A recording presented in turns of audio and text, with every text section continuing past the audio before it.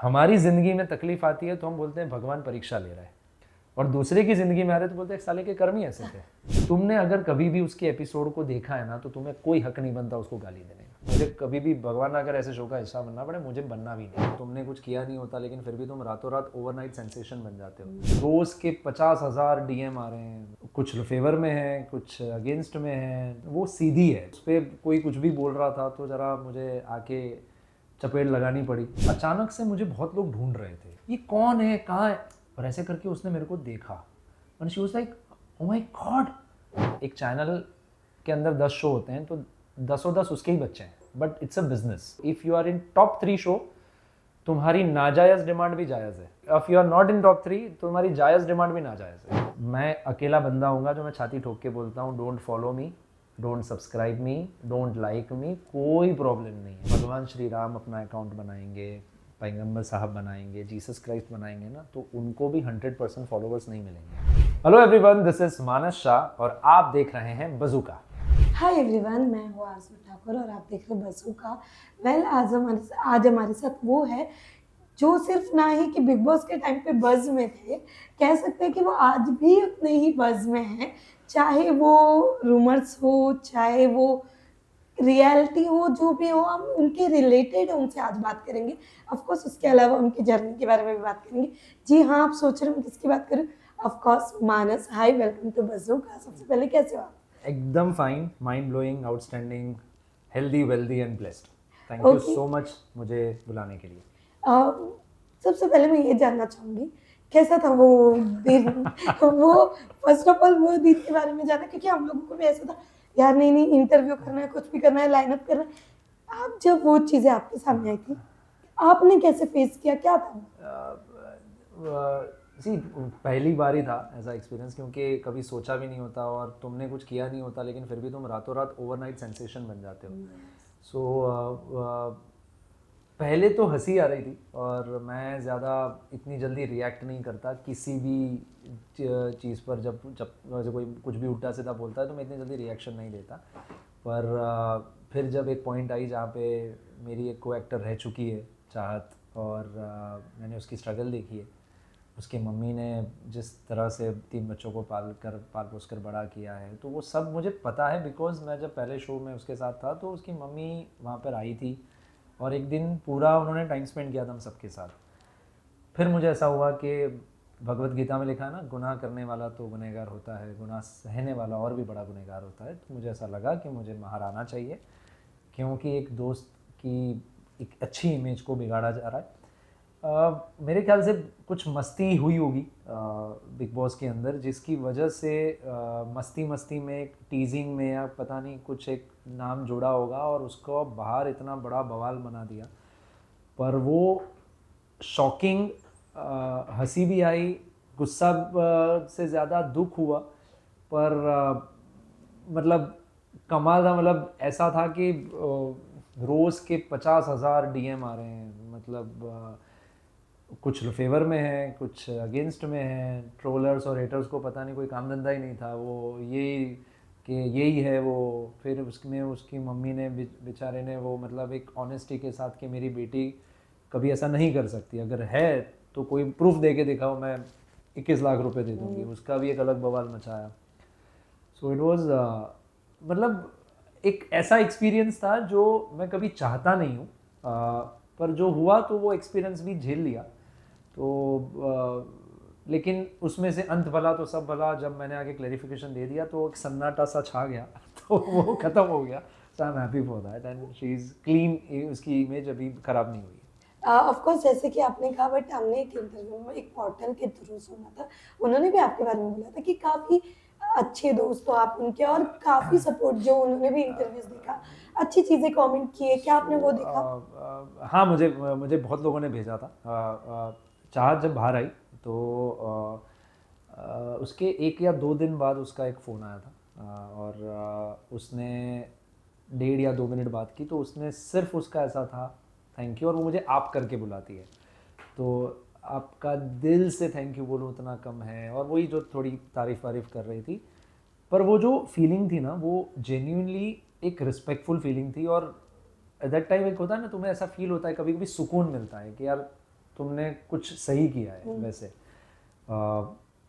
मैंने देखा है वो सीधी है, और तो वो उस पर कोई कुछ भी बोल रहा था तो ज़रा मुझे आके चपेट लगानी पड़ी सोशल मीडिया पे, वरना मैं आता नहीं हूँ। मैं तो खुद छाती ठोक के बोलता हूँ कि don't follow me, don't subscribe भी। एक मैं ही होऊंगा शायद, वरना सब बोलते होंगे ना सब्सक्राइब माई चैनल, मत करो, मैं खुश हूँ मेरी दुनिया में, लेकिन प्लीज़ ये नेगेटिविटी मत फैलाओ ऐसे। तो उसने जब अच्छा खासा बोला तो उसमें भी बहुत लोगों ने जोड़ा, ओ मेड फॉर ईच अदर। अरे मैं कहा घूम फिर के ये लोग यही कर रहे हैं, बट ऐसा कुछ भी नहीं है, ऐसा कुछ भी नहीं है।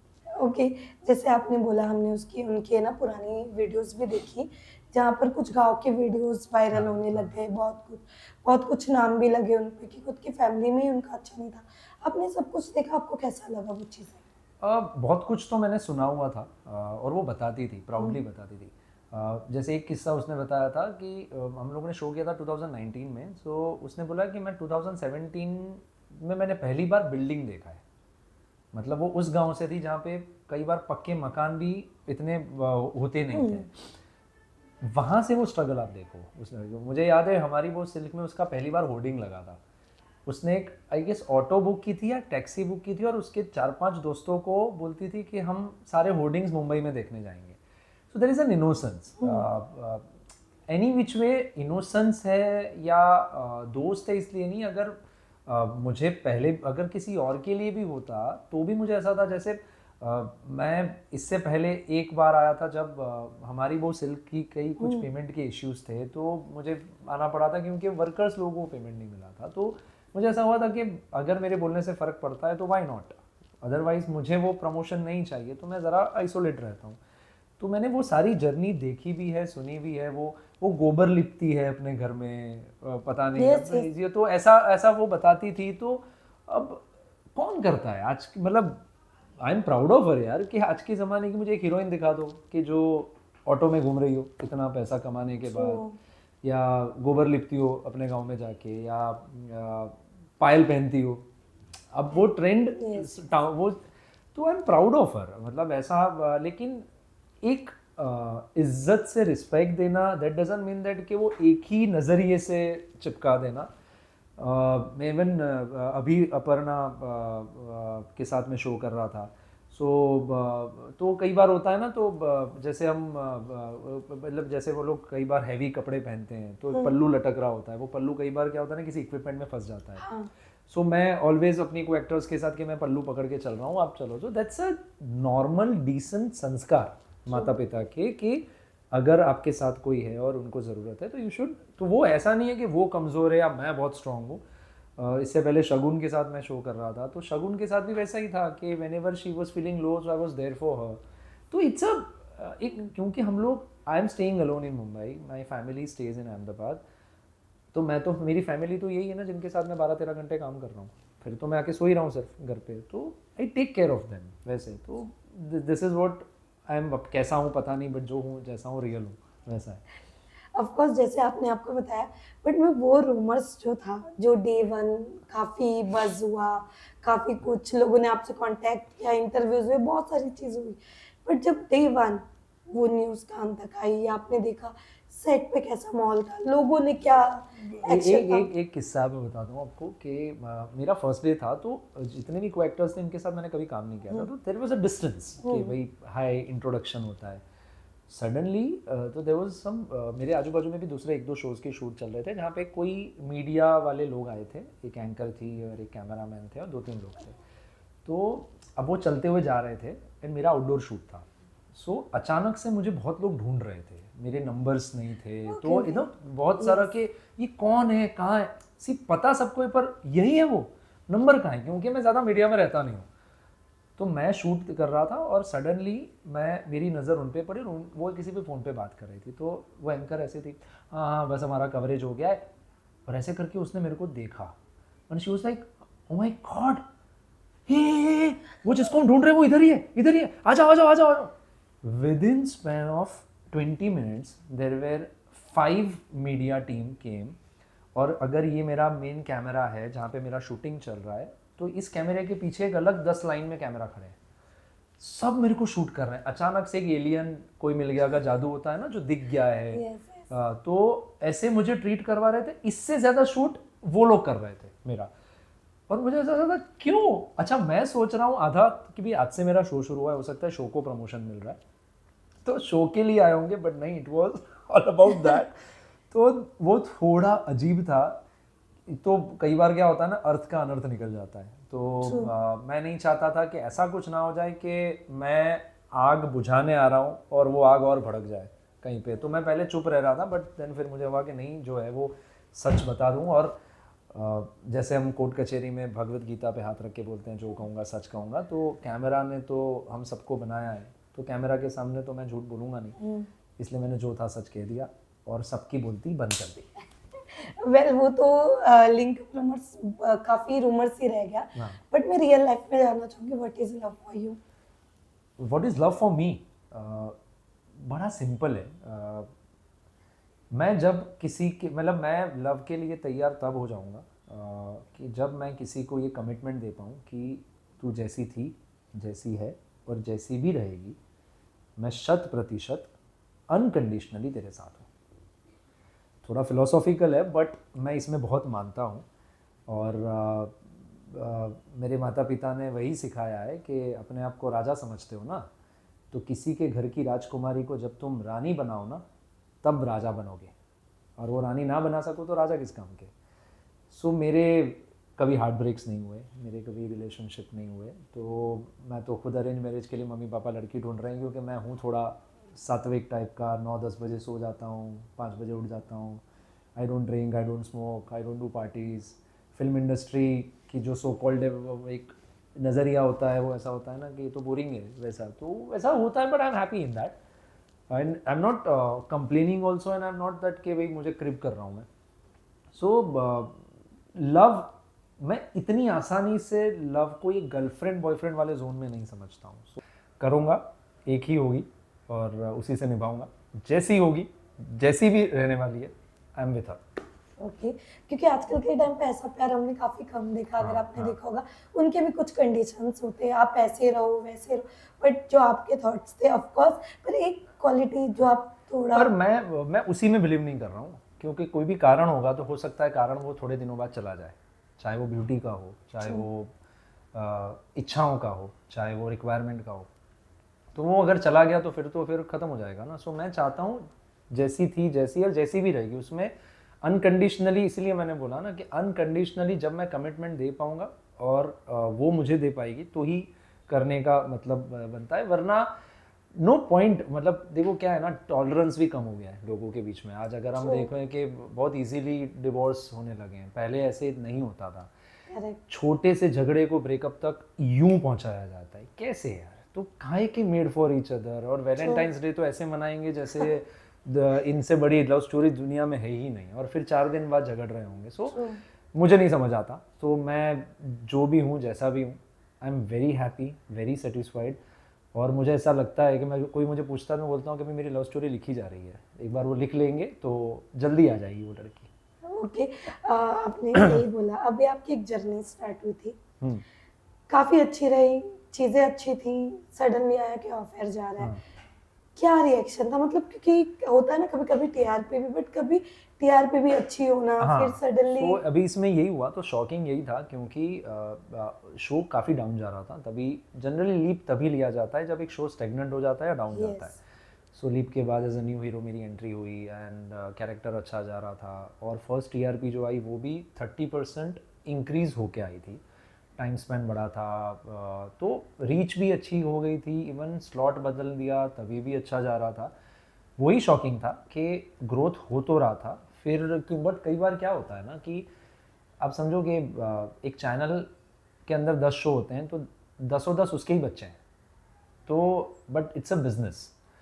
तो अब किसी ना किसी को तो बदलना पड़ेगा, तो ही नए को मौका मिलेगा। तो वो बॉटम 3 को ही हटाएंगे। तो हम लोग लास्ट थे, तो लास्ट से थर्ड लास्ट तो आ गए थे।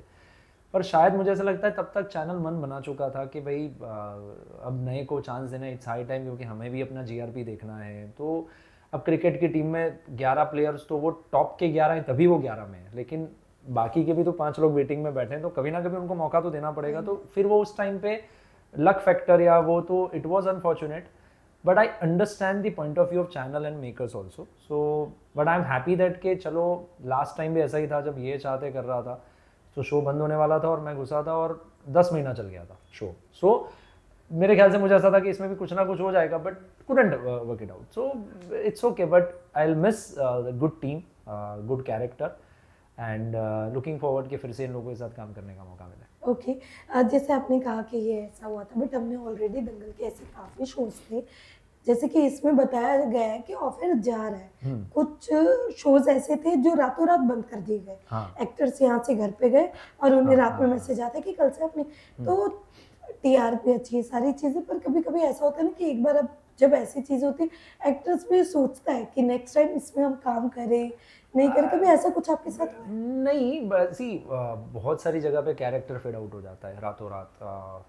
एक शो करता था मैं स्पाई बहू करके कलर्स पे आता था तो उसमें भी ऐसा था. मेरी और सना की शादी वादी हो रही होती है तो संगीत वंगीत हुआ और शादी के कपड़ों का मेजरमेंट लिया. सडनली रात को उस दिन लेट पैकअप हुआ था 1 बजे और बोले कल हम यूनिट ब्रेक कर रहे हैं. ओके मेरे पेरेंट्स आए थे तो मैं सबको शूट दिखाने लेके आया था एंड देन एक दिन बाद बोलते हैं कि नहीं वो लीव ले लिया है रातों रात. सो सारे कैरेक्टर्स नए आ गए. सो इट्स अ सी क्या होता है ना देयर इज़ नो बुक. हमारी सब काल्पनिक हम काल्पनिक दुनिया में जीते हैं ना. तो मेकर्स जो होते हैं जो टॉप अथॉरिटीज़ होती है ये उनकी मर्जी का एक होता है एंड वी हैव टू. जैसे प्रोड्यूसर फिल्मों में होता है डायरेक्टर फिल्मों में होते हैं राइटर फिल्मों में होते हैं वैसे भी यहाँ पे चैनल के कुछ क्रिएटिव्स होते हैं शो के क्रिएटिव्स होते हैं. yes, yes. बहुत सारी चीज़ें सिर्फ तुम पे निर्भर नहीं करती है. तो इसमें हम पकड़ के नहीं रख सकते कि मैं इनके साथ ऐसा नहीं करूँगा इनके साथ क्योंकि ऐसा करने से there are no permanent enemies there are no permanent friends in this industry. तो but you have to understand कि इट्स ऑल अबाउट बिजनेस. एक पॉइंट के बाद तो तुम्हें बिजनेस के फाइनेंस को इम्पोर्टेंस देना ही पड़ेगा. तो if you are in top 3 show तुम्हारी नाजायज़ डिमांड भी जायज़ है. If you are not in top 3 तुम्हारी जायज़ डिमांड भी नाजायज़ है. ये वो वाला फंडा आ जाता है फिर. So that is the reason. मुझे वो वैसा नहीं बहुत सारे एक्सपीरियंसेस ऐसे हुए but not that much. I am lucky enough कि बैक टू बैक कुछ ना कुछ नए नए प्रोडक्शंस और नए नए अभी तो ऑलमोस्ट सारे चैनल्स पे शोज़ हो गए. सो आई एम हैप्पी कि अब तक ऑडियंस प्यार करती आ रही है और संभाल के रखा है तो मैं यहीं पे हूँ वैसे. ओके ये सिर्फ मैं दंगल की बात नहीं कर रही हूँ आपसे. जैसे कि आपने देखा स्टार प्लस पे भी रातों रात एक्टर बदल दिया जाता है या उनका जो भी इंटरनली प्रॉब्लम होते हैं एक्टर स्विच कर दिया जाता है. मैं ये जानना चाहूँगी कि पहले मेरी पिछली बार किसी से बात हुई थी उन्होंने ये कहा कि पहले एक्टर को एटलीस्ट 6 महीने दिया जाता था उन्हें अपने आप को प्रेजेंट करने के लिए. बट अब ऐसा हो गया कि अब कब आपको स्विच कर दिया जाए कब बदल दिया जाए आपको पता भी नहीं चलता है. आई अंडरस्टैंड कि बिना बताए कई बार हो जाता है. मैं पर्सनली अब क्या है ना कि जब तक दोनों साइड हम नहीं सुनते तब तक हम किसी नतीजे पर नहीं पहुंच सकते. बट आई एम श्योर कि उनको एटलीस्ट एक मौका. और जब हमें भी किसी मतलब क्या होता है ना मिसकम्युनिकेशन और लैक ऑफ कम्युनिकेशन बहुत सारे रिश्तों को तोड़ देता है.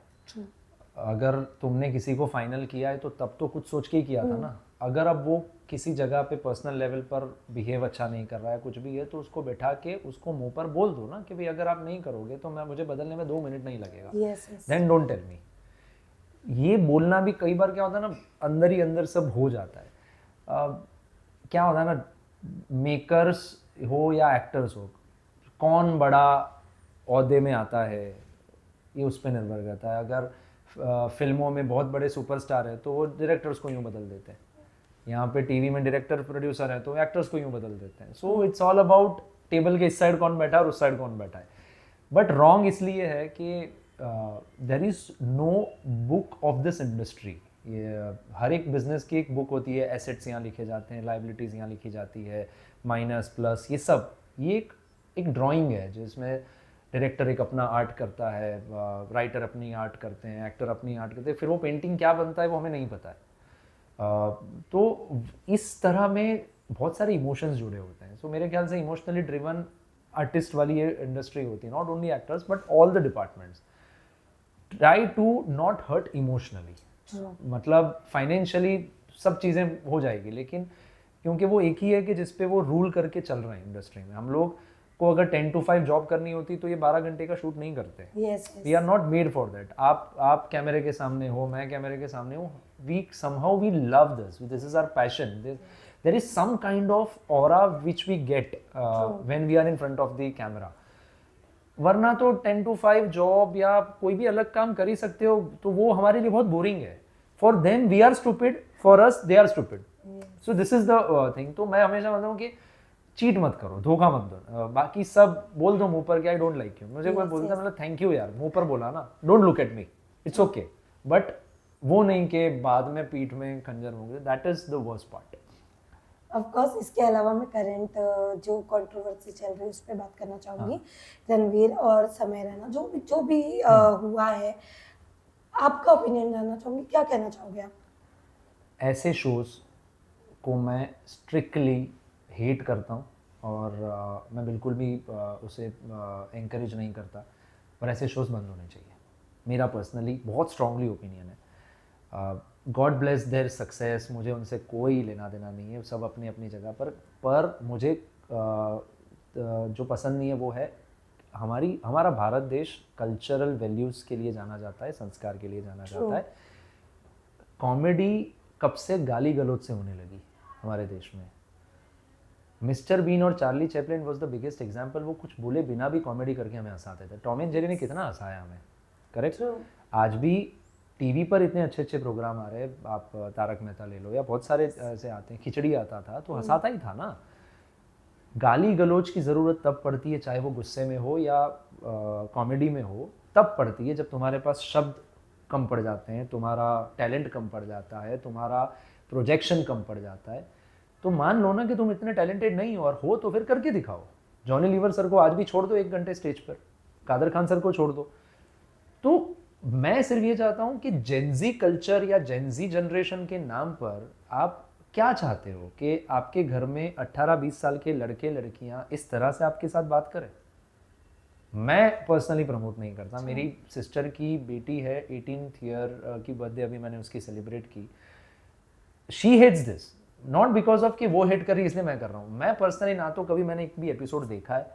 ये अभी इतनी कंट्रोवर्सी होगी कि बहुत लोगों ने मुझे भेजा है तो मुझे देखना पड़ा. क्या उसमें एक लड़की भी थी जिसके मुंह से भी ऐसे अब्यूजिव वर्ड्स आए थे. तो क्यों, मतलब हमें क्यों इसको हालांकि मेरा टेक इसमें पूरा डिफरेंट है. अब तक ये शो इसलिए चला क्योंकि लोगों ने देखा, ठीक है. तो अब अगर जो देख रहे थे जिसकी वजह से इनको एंकरेजमेंट मिल रहा था, तो वो लोगों को अगर वो बोल रहे हैं कि ये तो गलत है ना, इनको तो ये होना चाहिए, गवर्नमेंट बोले बैन. मैं देखता हूँ गवर्नमेंट अब से कितने शोज बनने से रोक रही है. मुझे अब इसमें इंटरेस्ट है. हो गया, भूल जाओ. मैं तो बोलता हूँ दोनों को माफ भी कर दो यार, हो गई गलती यार, इंसान है यार, बहुत बड़े बड़े लेजेंड से गलतियां हुई है. लेकिन कल से इंटरनेट पर, जैसे टीवी में एसएनपी डिपार्टमेंट है, कुछ भी गलत नहीं आने देता. कैसे पकड़ के रखा है फैमिली को. इंटरनेट पे क्यों नहीं है? बनाओ ना ऐसा डिपार्टमेंट.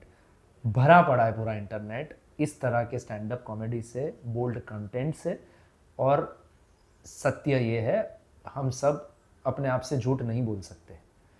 कहीं ना कहीं छुपकर भी बहुत कुछ देखते हैं, तब जाके इनको एंकरेजमेंट मिलता है. और एक बंदा बनाता है, वो कमाता है, तो दूसरा उसकी कंपटीशन में एक और लेवल पार करता है, फिर तीसरा एक और करता है. ऐसे करते करते ये अभद्र और विभत्स चीज़ें देखने को मिलती है. हम देखना बंद कर देंगे, वो बनाना बंद कर देंगे. It's very simple. Don't lie, but ask yourself कि अपने घर के बेटी बेटियों को अगले 10 साल बाद जेनजी कल्चर या जो भी कल्चर को, अल्फा बीटा जो भी बोलते हैं, ये सब को क्या सिखाना चाह रहे हो. ये दैट इज वर्स्ट. मतलब मैं तो नहीं मानता ना. I don't want to be, मैं मतलब मुझे कभी भी भगवान ना करे ऐसे शो का हिस्सा बनना पड़े, मुझे बनना भी नहीं है. पर I just hope and wish कि जितने भी लोग अभी इसको क्रिटिसाइज कर रहे हैं ना, मैं उनकी तरफ से एक्शन चाहता हूँ. आप मेरे को एक्शन तब दिखाना जब ऐसे शोज लिटरली बनना बंद हो जाए. जैसे कि आपने कहा, ऑफ कोर्स गलत था, चीज़ें गलत बोली गई है. उसके बाद रणवीर ने माफ़ी भी मांगी, चीज़ें भी की, फिर भी उनकी फैमिली को थ्रेट दिया जा रहा है. That's what I'm saying ना कि that's what I'm saying ना कि रणवीर इंसान है यार. इंसान, गुजराती में कहावत है, मानस मात्र भूलने पात्र, कि होती है इंसान इसलिए गलतियां होगी, भगवान नहीं है. हो गई गलती, फ्लो में आ गया, बड़े बड़े सुपरस्टार्स, बड़े बड़े लेजेंड्स ने गलतियां की है, उनके पास्ट को चक्कर में अभी तक भुगत रहे हैं। यस ये हो गई उससे गलती, समय तो बनाता था, ठीक है, तो वो गलती नहीं थी। वो लड़की भी अगर इसी शो में बोली है तो मैं उसको भी गलती मानता हूँ। अगर वो पहले भी कहीं बोल चुकी है तो फिर वो भी गलती नहीं थी। रणवीर के लिए तो एक अलग दुनिया से अलग जगह पे आया और वो उसने माफी मांग ली ना, तो माफ कर देते हैं। पर नेक्स्ट टाइम से रणवीर का क्या टेक होगा ऐसे शोज को लेकर, मुझे वो जानना है। तुमने माफी मांग ली, लेकिन तुम अब ये बताओ कि नेक्स्ट टाइम से ऐसे शोज में तुम नहीं जाओगे, बट ऐसे शोज बनने चाहिए। छाती ठोक के बोल ना समय को, यस ताकत है तो बोलो ऐसे शोज बनाने वालों को कि मेरी गलती हो गई, मैं तुम्हारे शो में आया, बट अब मैं चाहता हूँ कि ऐसे शोज बने नहीं। तब तुम्हें सांप सुन जाता है ना। तो everybody is obliging each other, ये थोड़ा मैनिपुलेटिव गेम है, सबको समझ में आता है, पब्लिक स्मार्ट है। पर मेरा पर्सनली, मैं तो इवन मेरी और वो चाहत की जब कंट्रोवर्सी हुई थी तब मुझे बहुत लोगों ने बोला था, अरे फेम एनकेश कर लो। यार मैं अकेला बंदा हूँगा जो मैं छाती ठोक के बोलता हूँ, don't follow me, don't subscribe me, don't like me, कोई प्रॉब्लम नहीं है। मेरा घर मेरे टैलेंट पे भगवान की कृपा से अच्छा चल रहा है। मुझे वैसे लोग चाहिए भी नहीं जो नेगेटिविटी लेकर आए। मेरे अपनों को क्लैरिफिकेशन की ज़रूरत नहीं है, और क्लैरिफिकेशन अगर जिसके पास है ना, वो मेरे मतलब उनको पूछने की ज़रूरत नहीं है मुझे।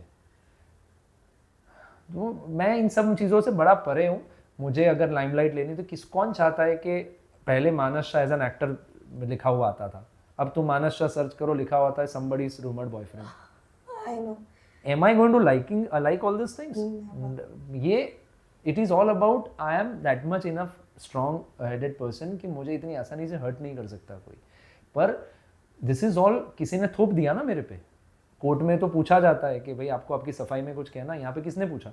यहाँ पे तो थप्पा लगा दिया ना चाहत पे और मेरे पे। So this is a serious topic, I am taking it lightly because no point, क्योंकि मेरे हाथ में कुछ था ही नहीं। So we have to understand कि हमारी साइकोलॉजी क्या हो रही है। एक बंदा किसी की जान बचा रहा है, क्यों वायरल नहीं होता है? लेकिन अगर दो आदमी झगड़ रहे हो तुरंत वायरल होगा। That is our psychology. ये साइकोलॉजी बहुत गलत दिशा में जा रही है। फिर हम पाप पुण्य की बात करते हैं। अभी बीच में एक बहुत अच्छा मैंने कहीं पढ़ा था कि हमारी जिंदगी में तकलीफ आती है तो हम बोलते हैं भगवान परीक्षा ले रहा है, और दूसरे की जिंदगी में आ रहे तो बोलते हैं साले के कर्म ही ऐसे थे। So we are so convenient, we have to ask ourselves, that's it. किसी से झूठ मत सबसे बोलोगे भाई, अपने से कैसे बोलोगे?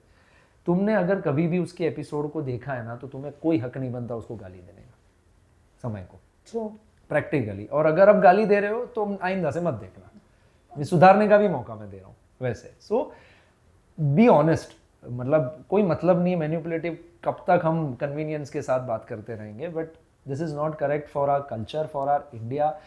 मैं मतलब 17 कंट्रीज ट्रैवल कर चुका हूँ, बट मुझे ऐसा लगता है कि सारे जहाँ से अच्छा हिंदुस्तान हमारा। यार मत करो यार, इसको मत बिगाड़ो। मैं ऐसी साइकोलॉजी वाला हूँ वैसे।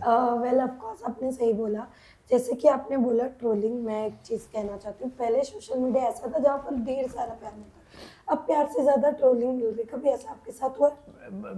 एक बहुत प्रैक्टिकल फैक्ट है, अगर भगवान श्री राम अपना अकाउंट बनाएंगे, पैगंबर साहब बनाएंगे, जीसस क्राइस्ट बनाएंगे ना, तो उनको भी 100% फॉलोवर्स नहीं मिलेंगे। उनको भी हेट करने वाले और ज्ञान देने वाले बहुत मिलेंगे कि आपको देश चलाना, दुनिया चलाना नहीं आता है, आपने ऐसी कैसी दुनिया बनाई। वो भी उनसे सवाल पूछेंगे। होता क्या है ना, फ्रीडम ऑफ स्पीच के नाम पर बहुत सारे राइट्स हमने खुद को दे दिए हैं।